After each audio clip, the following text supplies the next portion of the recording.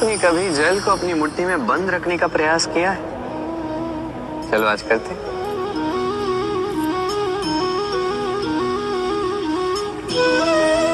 यदि आप मुट्ठी को कस के बंद करते हैं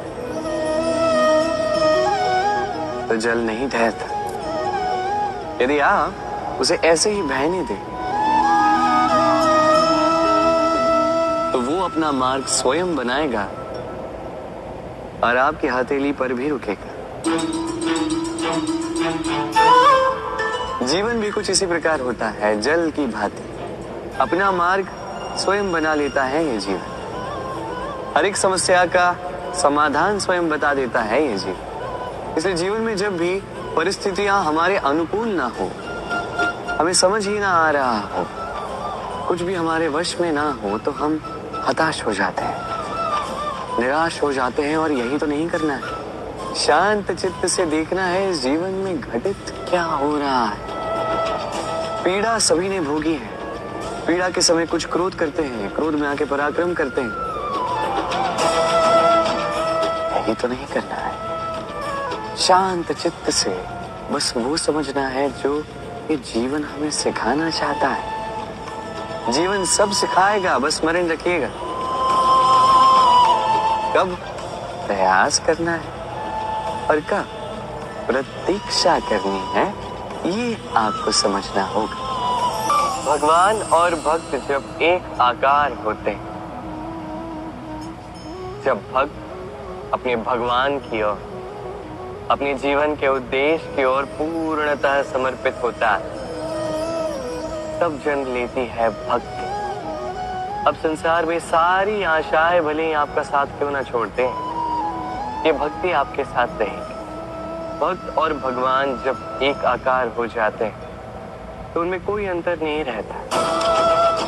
वो एक हो जाते हैं, एक व्यक्तित्व, एक अस्तित्व। इसलिए कभी भी जीवन में, किसी भी रूप में, किसी भी प्रकार में, किसी भी ईश्वर को मानिए, मन में श्रद्धा जागृत कीजिए, इस भक्ति को जागृत कीजिए।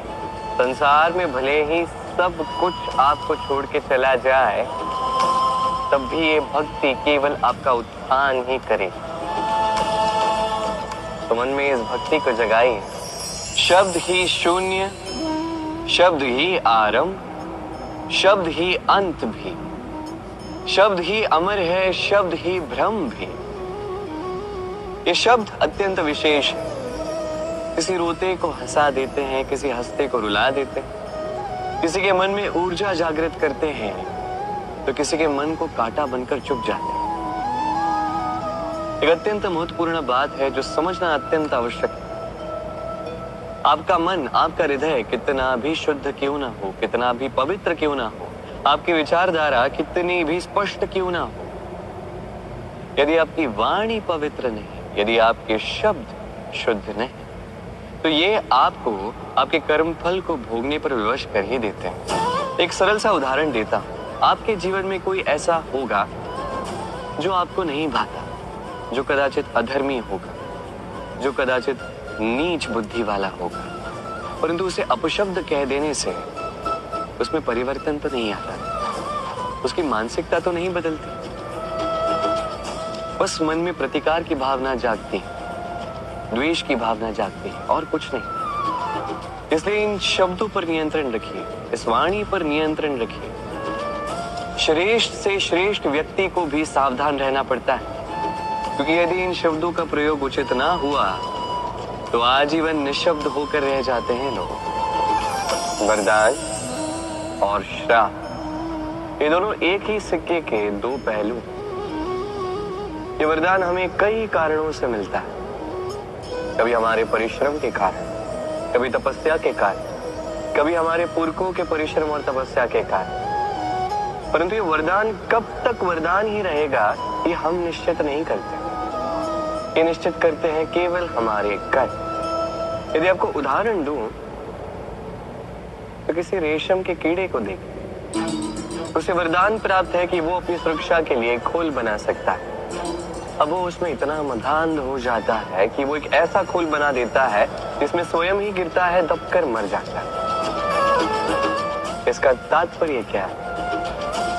तात्पर्य सरल है। गर्व करना ठीक है, किंतु अहंकार करना बिल्कुल ठीक नहीं। यदि अहंकार मन में प्रवेश कर गया तो इस वरदान को श्राप बनने में समय नहीं लगता।